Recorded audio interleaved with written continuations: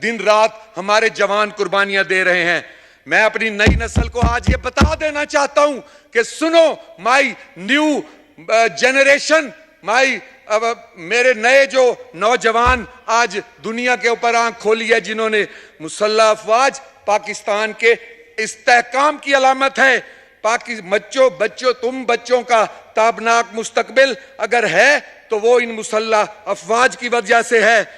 मैं इसराइल, हनूद, यहूद, नसारा जो पाकिस्तान को कमजोर करने के लिए साजिशें कर रहे हैं और अपने जिन मकासद का वो हसूल चाहते हैं, उनकी राह में सबसे बड़ी रुकावट पाकिस्तान की फौज है। सर, बदकिस्मती से तरक्की और इस्तेहकाम के सफर को रोकने के लिए और भारत को खुश करने के लिए आलमी कुव्वतें जो बरसरे पैकार हैं पाकिस्तान के खिलाफ, मसलन सी पैक पाकिस्तान की लाइफ लाइन है, बच्चों का मुस्तकबिल है। आलमी कुव्वतें भारत के ईमा पर इसके रास्ते में रोड़े अटका रही हैं, नाकाम बनाने के लिए अमल पैरा हैं। मगर सर, ऐसा इंशाल्लाह ताला मिस्टर स्पीकर नहीं होगा। मैं पाकिस्तान को कौम को बताना चाहता हूं कि ऐसा क्यों नहीं होगा। इसलिए कि हमारे पास मजबूत मुसल्लह अफवाज है जिसने इस मंसूबे को अमली जामा पहनाने का बेड़ा उठा लिया है। अंदरूनी और बैरूनी दुश्मन को हमारी तरक्की गवारा नहीं है।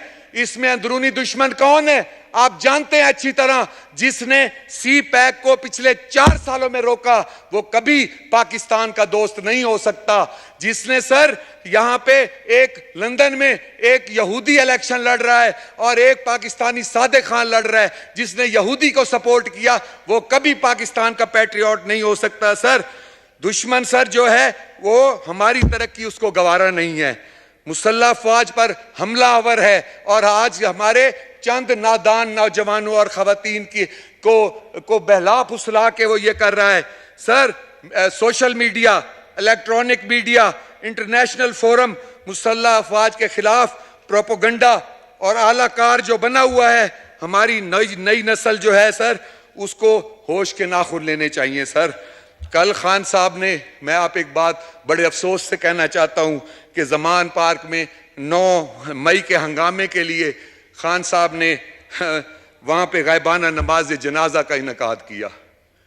सर, मैं आपको गौर से ये आपका mister speaker, I need your special attention on this issue कि उन्होंने गायबाना नमाज जनाजा का इनकाद किया, जबकि आज तक हमने नहीं सुना कि कोई एक भी पीटीआई का रुकन कोई अल्लाह को प्यारा हुआ हो। अगर सर अल्लाह को प्यारा हुआ होता ना, ये उसकी बॉडी उठा के ना पूरे मुल्क में फिर रहे होते। एक कोई ऐसा वाकया नहीं हुआ और फिर उसकी गायबाना नवाज जनाजा, और इस बात का ये सबूत है कि वो गायबाना नवाज जनाजा एक फ्रॉड था, क्योंकि इमरान खान साहब ने खुद जमान पार्क के अंदर नमाज जनाजा में शिरकत ही नहीं की। कहते होंगे मैं किसको दुआ दूं जाके, वो तो फौत ही कोई नहीं हुआ, किसका गायबाना नमाज जनाजा पढ़ूं।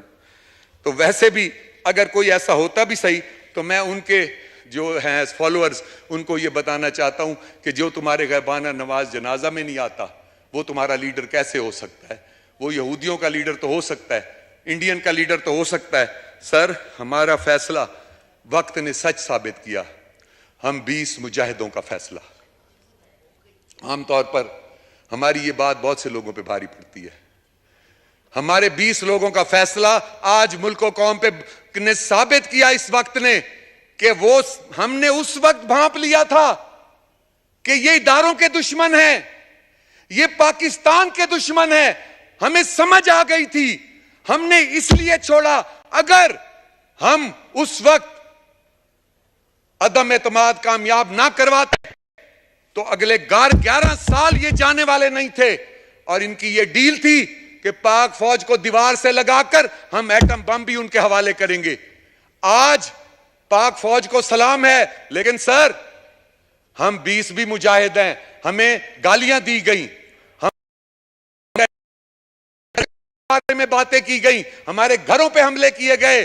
सर, हमने अल्लाह को हाजिर नाजिर जान के कहता हूं, 1 रुपया भी अगर लिया हो, 40 करोड़ की जमीन मैंने 1122 को अतिया की है सर। ये मुझे क्या 20 करोड़ देंगे?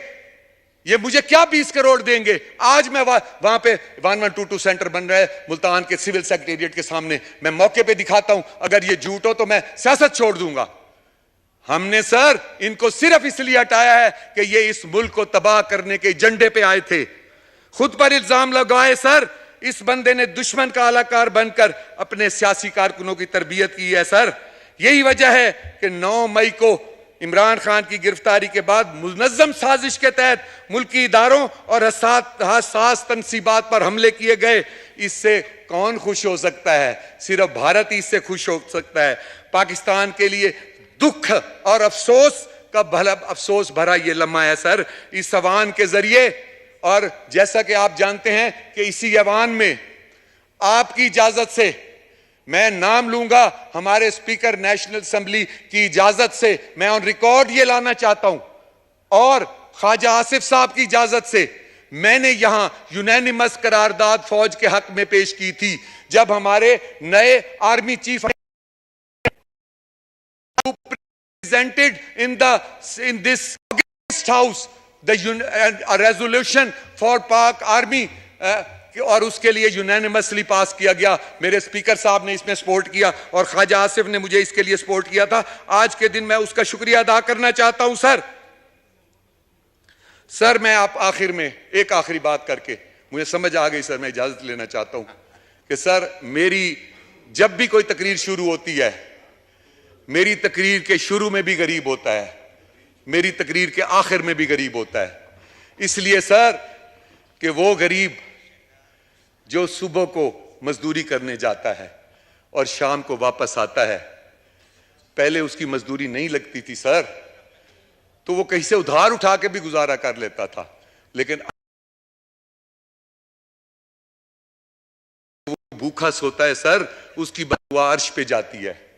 वो बददुआ इन साजिशों को लगेगी सर जो हर वक्त मुजाहरे करके, अब सर कल भी एक मुजाहरा हुआ है यहाँ पे, कल भी एक यहाँ पे एक धरना हुआ है सर। मैं सुबह कुदरती अपने पार्लियामेंट लॉज से निकला हूं तो मैं उसी तरफ गया तो खुदा की कसम लगता था कि यहाँ ऐसे साफ सुथरा हर चीज ऐसे पड़ी थी जहां कोई कल यहाँ पे कोई लाखों बंदे थे ही नहीं। ऐसे लग रहा था कि यहाँ कोई आया ही नहीं है। और सर कर जब इतना बड़ा बहुत बड़ा समंदर हमने देखा है और उस समंदर से पता ये लगता था सर एक पत्ती भी किसी दरख्त की नहीं उन्होंने उतारी। ये होता है सर धरना, ये होता है धरना। और अल्लाह रहम करे ये वो धरना था जो पाकिस्तान के मुहिब्बे वतन लोगों का था। और इसी इस्लामाबाद में धरना हुआ था सर, इसी इस्लामाबाद में आग लगाई गई थी। कौन आग लगा सकता है? इंडिया का एजेंट आग लगा सकता है, यहूदियों का एजेंट आग लगा सकता है, पाकिस्तानी नहीं कर सकता ऐसे सर। मैं सर आखिरी बात करके आपसे इजाजत चाहता हूं। मेरा गरीब सर भूख से मर रहा है।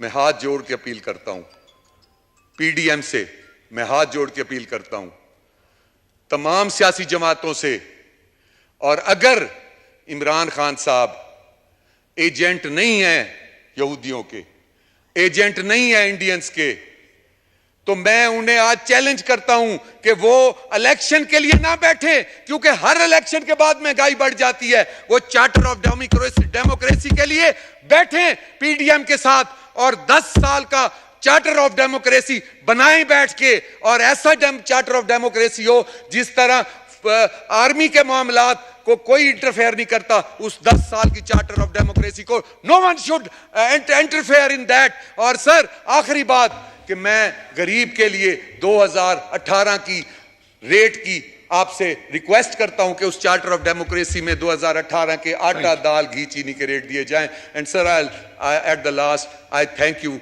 For your time, for your patience and the respect you have given to me. I'm thankful to you, sir. Thank you very much.